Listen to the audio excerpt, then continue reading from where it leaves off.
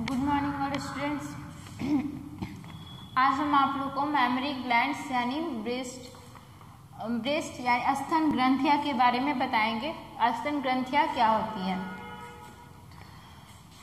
स्तन ग्रंथियां यानी मेमोरी ग्लैंड्स और ब्रेस्ट मादा जनन तंत्र यानी फीमेल रिप्रोडक्टिव सिस्टम की सहायक अंग होती है जो एक परिवर्धित श्वेत ग्रंथि होती है जो बच्चों के जन्म के पश्चात दूध का निर्माण एवं स्रवण करती है।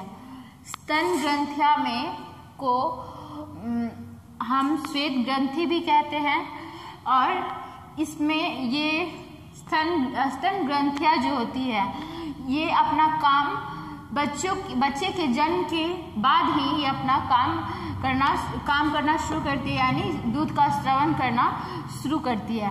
स्तन ग्रंथियों का विकास यौनारंभ के पश्चात एस्ट्रोजन तथा प्रोजेस्टेरोन नामक हार्मोन की सहायता से होता है। जैसे मतलब लड़की गर्ल्स बड़ी होती है जब उसका यौन आरंभ मतलब एडल्ट एज स्टार्ट होता है तो एडल्ट एज स्टार्ट जब होने लगता है तो स्टार्ट होने के बाद उनमें बहुत सारे चेंजेस आते हैं। वो चेंजेस एस्ट्रोजन और प्रोजेस्टेरोन ये इन दोनों के सिक्रीशन के साथ साथ हमारे जो गर्ल्स होती है उनके बॉडी में बहुत सारे चेंजेस आते हैं। तो उन चेंजेस के कारण इन दोनों के कारण तो वो जो चेंजेस आते हैं तो उसमें ये एक स्तन ग्रंथि का विकास होना। तो एस्ट्रोजन और प्रोजेस्टेरोन के सिक्रीशंस के हार्मोन से ये दोनों इन दोनों की सिक्रीशंस के कारण इन दोनों के सिक्रीशन की सहायता से स्तन ग्रंथि का विकास होता है। स्तन ग्रंथि की संरचना कैसी होती है? तो स्तन ग्रंथियां वसीय ऊतक यानी फैटी टिश्यू, ग्रंथिल ऊतक यानी ग्लैंड्यूलर टिश्यू एवं फाइब्रस टिश्यू से मिलकर बना होता है। प्रत्येक स्तन ग्रंथि किन टिश्यू से मिलकर बना होता है? फर्स्ट है fatty tissue, glandular tissue and third fibrous tissue. प्रत्येक स्तन ग्रंथि में ऊतक से निर्मित 15 से 20 लोब्स पाए जाते हैं। अब लोब्स क्या होता है तो ये हम आपको फिगर्स के द्वारा बताएंगे कि लोब्स क्या होता है। और ये एक क्वेश्चन है ऑब्जेक्टिव में आते हैं कि स्तन ग्रंथि में कितने लोब्स पाए जाते हैं, तो 15 से 20 लोब्स पाए जाते हैं तथा प्रत्येक लोब्स ये लोब्स जो है वो बहुत सारे लोब्यूल्स से मिलकर एक लोब्स बनता है और एक लोब्स बहुत सारे लोब्यूल्स से जुड़ा हुआ रहता है।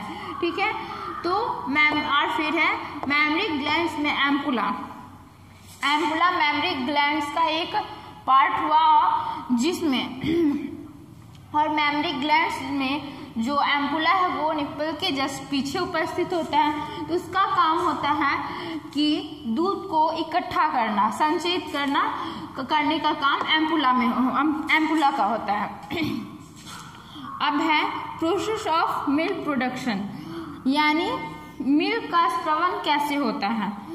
तो पहले होता है उसमें कि बच्चे के द्वारा माँ की निप्पल को चूसना, फिर उसके कारण जो उनके ब्रेस्ट में यानी आपको मेमोरी ग्लैंड्स में जो नर्व्स होते हैं उनमें मतलब उनमें कुछ संवेदना आती है। तो संवेदी आवेगों के कारण जो अब जैसे कि हम आपको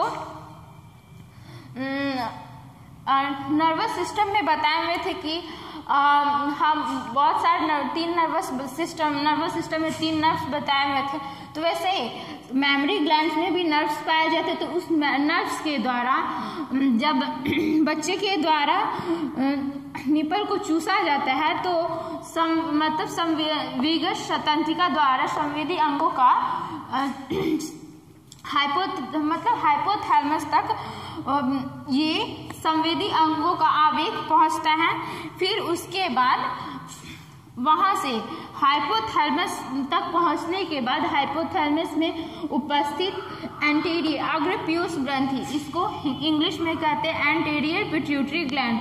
तो एंटीरियर पिट्यूटरी ग्लैंड में मतलब हाइपोथैलेमस में उपस्थित एंटीरियर पिट्यूटरी ग्लैंड्स के द्वारा प्रोलैक्टिन नामक हार्मोन्स का सिक्रेशन होता है। दूध के प्रोडक्शन में कौन से हार्मोन हेल्पफुल होते हैं, सहायक होते हैं, तो वो है प्रोलैक्टिन नामक हार्मोन, जो कि हाइपोथैलेमस के एंटीरियर पिट्यूटरी ग्लैंड्स के द्वारा सिक्रीट होता है, यानी स्रवन होता है। तो प्रोलैक्टिन नामक हार्मोन का स्रवन होता है, फिर उनका प्रोलैक्टिन नामक हार्मोन के स्रवन के बाद स्तन ग्रंथियों में मौजूद दुग्ध उत्पादन का सक्रिय होना।